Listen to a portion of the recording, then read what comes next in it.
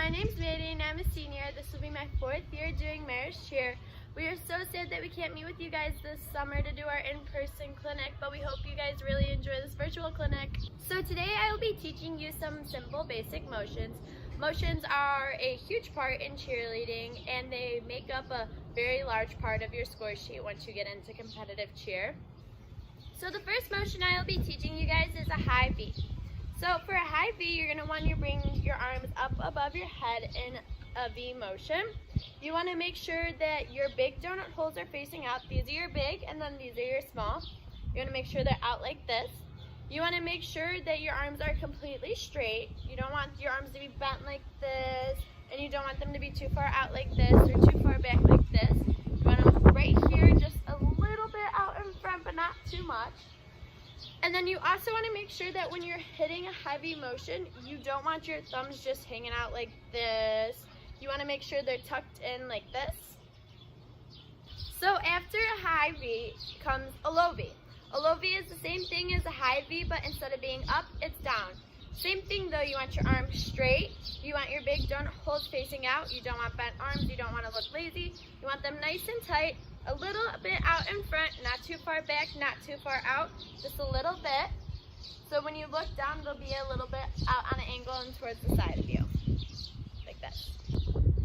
Next is a T motion. A T motion is a very big part in cheer because it's a motion that you will use most often, and you hold a T motion when you are jumping. So for a T motion, you want to bring your arms out like this, completely straight across.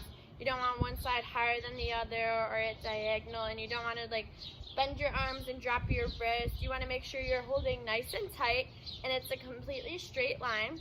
They're not going to be completely straight across like this. They're going to be out in front just a little bit, but you want to make sure that your arms stay straight the whole time and you want your big donut holes facing out.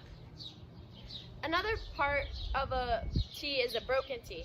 So instead of being straight out, you're going to bend your arms in and your little donut holes are going to be facing out this time, and your fists are going to be right in front of your chest. You don't want to drop your arms so it's on a slant. You want it to be straight out again, just like a T was. So this is a T and then this is a broken T.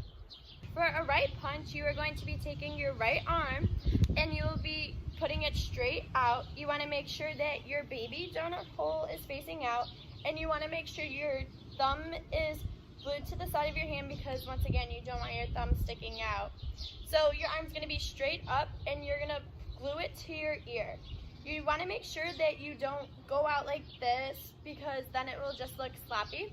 So you want to make sure your arm completely straight with your little donut hole facing out comes to your ear and you glue it. With this arm, you're going to put it on your hip in a fist motion. So then you're going to do the same exact thing for a left punch. You're just going to put your left arm up and put your right arm on your hip like this. Now we have touchdown. Touchdown is pretty similar to a right or left punch, but instead of only having one arm up like this, you're going to bring both of your arms up. You want to put your head in between your arms and glue this part of your arm to your ears. You want your baby donut holes facing out and you want your arms completely straight and you want your thumbs tucked in like this.